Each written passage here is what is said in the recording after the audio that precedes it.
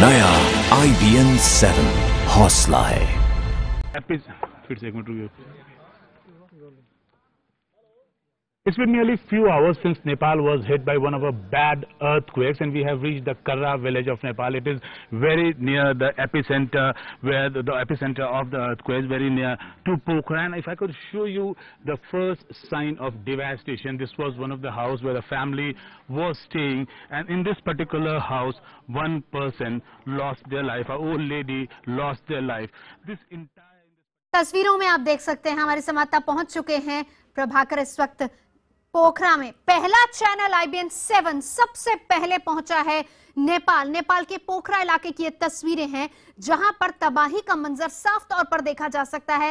IBN 7 पहला channel है। हमारे संवाददाता प्रभाकर पहले पत्रकार हैं जो सबसे पहले पहुंचे हैं नेपाल और वहां से तबाही की तस्वीरें आप तक पहुंचा रहे हैं। किस तरीके से तबाह हुआ है पोखरा का ये पूरा इलाका, वो प्रभाकर यहां से हमें दिखा रहे हैं। देख सकते हैं किस तरीके से घर पूरी तरह से जमींदोज हो गए हैं। मिट्टी का मलबा एक तरीके से वहां पर दिख रहा है। लोग परेशान हैं, बिलख रहे हैं, आशियाना टूट चुका है, इंतजार है मदद का।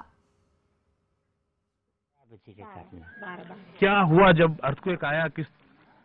वो अभी तो मालूम नहीं था कितना बजे से आया, कितना बजे आया। वो आने तो 12 बजे आया था। आपके यहाँ तो फिर डेथ भी हो गई है। उस टाइम में हम लोग नहीं था, पौने 12 बाहर थे।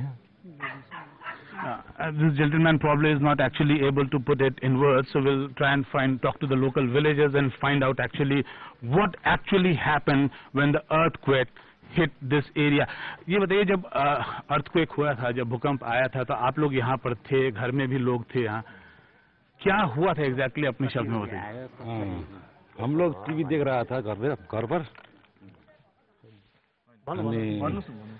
ठीक 12, उसके बाद ठीक 12 बजे है ना, 12 बजे से अब भूकंप हल्का 12 बजे नेपाली टाइम। हाँ हाँ 12 बजे चाहिँ हल्का घर हल्यो होइन। अनि त्यसपछि चाहिँ हामी त्यसपछि हामी चाहिँ अब भूकम्प आयो भने हामी बच्चा हामी सबैजना तल ओर्ल्यौँ हामी चौरतिर लागेको थियो सबैजना, गाउँले सबैजनाहरू। अनि त्यसपछि यताउता सबैले यता घरसर भट्काएर चाहिँ यहाँ मान्छे एकजना बुढा चाहिँ लास भएर छ होइन। इफ यू कुड ट्रांसलेट, क्या बोल रहा है? दिन के 12 बजे नेपाली टाइम, दिन के 12 बजे यहाँ पर जो घटना हुआ है, इन लोग उस समय फर्स्ट बार अनुभव किए कि एकदम धीरे धीरे आया, फिर बाद में स्पीड हो गया। और उस स्पीड होने के बाद में एक घर जो टूटा, उसमें एक वृद्ध महिला का, वृद्ध पुरुष का मृत्यु हो गया। If I could show to our viewers out there, the family, the grieved family, the grief-stricken family, they are still waiting there. There's no relief in the rescue team which has reached this area. Even the dead body of the person who died in this tragic incident is still lying, and they are actually waiting for the morning to break before they could actually go out and do the cremation. But for the local villagers, it's a very scary night because the people here believe that the tremors may hit them again. And if I could show you how actually the villagers are planning to spend their night here. So we'll just take you to the local, to the open field out here, where people, hundreds of people, the entire family with kids, the women, the children, they're all here parked in the open field, and they will be spending their night out in the open. Remember, this is not a summer here for Nepal, so even if you are here, actually you have to wear a jacket and a blanket because this is cold out here. And you can see this crowd, mainly of women, the young women, the ladies, the old elderly women. They're out, they're all here. Even the small kids, if I could show you, they're spending their night out in the open, and this is the only way actually to fight the fear of earthquake hitting them again. So ये बताइए कि जब ये earthquake आया था तो क्या हुआ था उस समय, बताइए। के बात है के हुनु सबै घरहरु हल्लेको थियो, मान्छेहरु भागाभाग थियो। अनि फर्स्ट टाइम मैले पनि रियलाइज गर्यो कि अर्थक्वेक भने कस्तो हुन्छ रहेछ भनेर। ये क्या बोल रही है? पहले बार महसूस हुआ कि अर्थक्वेक क्या होता है। घर सब हिल रहा था, पहली बार महसूस हुआ कि अर्थक्वेक क्या होता है।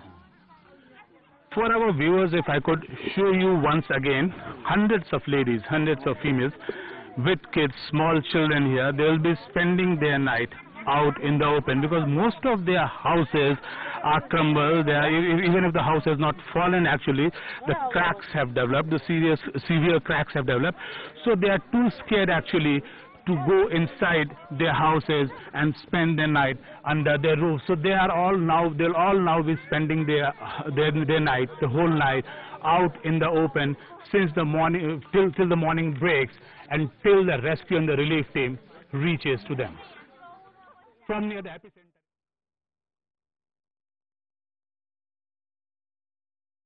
तो तस्वीरों में आप देख सकते हैं प्रभाकर, IBN 7 सबसे पहला चैनल है जो कि पहुंचा है पोखरा में, जहां पर सबसे ज्यादा तबाही हुई है। किस तरीके से अपनों को अपने सामने और हम आप पहुंचे हैं कर्रा विलेज में, जो कि अर्थक्वेक का जो एपिसेंटर था उसके काफी करीब है।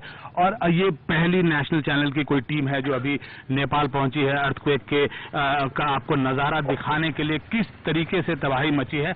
अगर मैं अपने टॉर्च की रोशनी में आपको दिखा सकूं तो ये पहले घर था जहां लोग रह रहे थे। अभी भी आप देख सकते हैं यहाँ पर कपड़े पसरे हुए हैं और यहाँ पूरा परिवार रहता था। लेकिन इस घर में किसी की जान इसलिए नहीं गई क्योंकि उस समय घर परिवार के लोग जो है वो बाहर गए थे। घर के जो मालिक हैं वो हमारे साथ हैं। ये छोटा सा एक गांव है जिसमें लगभग 150 से 200 के आसपास घरें हैं और इसमें जो है ये कुछ सारे घर जो हैं वो पूरी की पूरी तरह से तबाह हो गए हैं और बाकी बहुत सारे घरों में दरार आई है और इस कारण से लोग अपने घरों में वापस नहीं जा रहे हैं। और जो खुले मैदान में फील्ड में छोटे छोटे बच्चे महिलाएं पूरी रात वो ओपन में खुले में गुजारेंगे।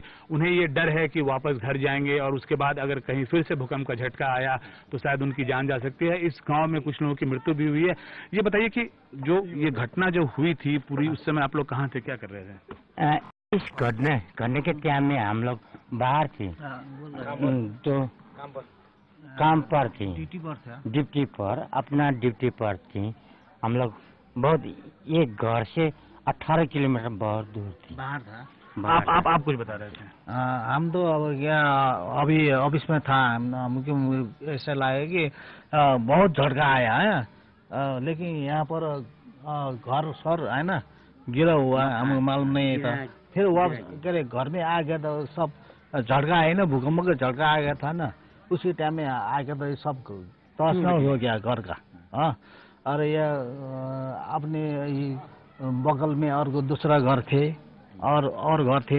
इस घर के ठीक पिछवाड़े में जो घर, इस घर के ठीक पिछवाड़े में जो घर है वहाँ पे एक वृद्ध महिला की, एक वृद्ध पुरुष की, माफ कीजिएगा, एक वृद्ध पुरुष की मृत्यु भी हुई है।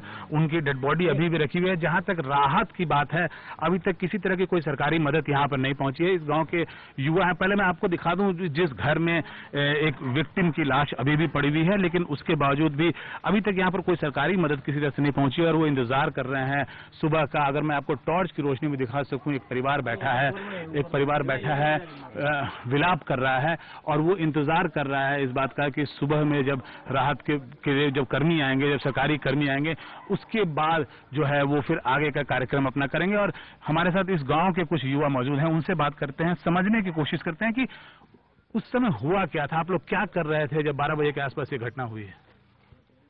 12 बजे हम टीवी देख रहा था अपने रूम पे। उसके बाद थोड़ा सा झटका चला था, उसके बाद हम नीचे चला आया और सब आदमी चिल्ला रहा था। झटका कितना जोरदार था?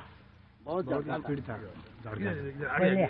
आगे। बहुत स्पीड था, बहुत डरावना था झटका। वो पहली बार देखा है हम अर्थक्वेक कैसा होता है, वो डर का बहुत फील हुआ है। इन्होंने पहली बार डर का अनुभव किया और जाहिर है जिस तरीके के जोरदार झटके यहाँ पर लगे थे नेपाल में खासकर, उसके बाद वो कोई भी होता उसकी भी यही हालत होती। इस पूरे इलाके में, लगभग पूरे नेपाल में अभी बिजली गुल है। और मैं आपको अगर ये दिखाऊं कि इस गांव का क्या हाल है, छोटा सा कस्बा है, इसमें लगभग 100 के आसपास घर हैं और लगभग सारे के सारे घर जो हैं वो बंद पड़े हुए हैं। लोग जो है खुले मैदान में बैठे हुए हैं और छोटे छोटे बच्चे, महिलाएं वो खुले मैदान में अपना यहाँ से पूरी रात गुजारने को तैयार है। उनका कहना है कि वो घर में तब तक वापस नहीं जाएंगे जब तक कि उन्हें ये तसल्ली न हो जाए कि भूकंप के झटके दोबारा नहीं आएंगे। मैं आपके लिए टॉर्च जलाता हूँ और टॉर्च की रोशनी में आपको दिखाने की कोशिश करता हूँ कि इस गांव का आज का नजारा क्या होगा। ये जितने लोगों को आप देख रहे हैं, छोटे छोटे बच्चे हैं, महिलाएं हैं, वृद्ध महिलाएं हैं, बूढ़ी महिलाएं हैं। देखिए आप, छोटा बच्चा है जो पूरे खुले में इसे पूरी रात गुजारनी पड़ेगी। ये छोटी छोटी यंग लड़कियां हैं, वृद्ध महिलाएं हैं, ओल्ड एज महिलाएं हैं और इन्होंने पूरा ये कर लिया है। और मौसम भी यहाँ ठंडा है। आप देखिए लगभग सारे के सारे लोगों ने यहाँ पे रजाइयां कंबल ओढ़ी हुई हैं, जैकेट्स पहने हुए हैं। छोटे बच्चे हैं, इनके घर में आज खाना नहीं बना है। कितनों के घर टूट गए हैं, गिर गए हैं और बड़ी बड़ी दरारें आ गई हैं घर में, जिससे इन्हें इस बात का डर है कि अगर वो घर जाएंगे वापस तो फिर शायद वो सुरक्षित न रह पाए। आपको मैं इन कुछ लोगों से बात करने की कोशिश करता हूं और जानने की कोशिश करता हूं कि ये हुआ क्या था पूरा, इनके नजरिए से इनके डर को देखने की कोशिश करते हैं। ये बताइए कि आप मुझे समझाने की कोशिश की उस समय हुआ क्या था। सॉरी, उस समय क्या? Okay, you were here now when this earthquake happened actually. So what had happened? Just describe for our viewers. Like I was also so much scared. I came from the home outside, and then after I have looked at, and so many houses has been damaged. So I was afraid. I'm so afraid that I'm searching for my brother, and he also with me after a few times, and we came out and we sit in an open place. But why are you here out in the open? I mean, it's cold out here. We are so much scared that if we went to the home just now, then again can be occur. So we are so afraid. So we are sitting in an open place. So they have actually no communication. इनको सरकार की तरफ से किसी तरह की कोई सूचना नहीं प्राप्त है और जो लोगों में यहाँ अफवाह है कि वापस जो है वो झटके आ सकते हैं, भूकंप के झटके वापस आ सकते हैं और इस कारण से कोई भी जो है वो अपने घर में वापस जाने को तैयार नहीं है। या तो कईयों के घर गिर गए हैं और जिनके घर नहीं भी गिरे हैं उनके घरों में दरार है और इस कारण से इन्होंने ये निश्चित किया है कि आज की रात वो खुले आसमान में गुजारेंगे, ऐसे ही कंबल, रजाई और जैकेट पहन के इस ठंड में गुजारेंगे, लेकिन अपने घरों में वापस नहीं जाएंगे जब तक उन्हें किसी तरह का कोई एश्योरेंस एक तरह की नहीं मिल जाती है कि अब उनका घर जाना सेफ है। नेपाल में अर्थक्वेक एपिसेंटर के पास से प्रभाकर कुमार, IBN 7।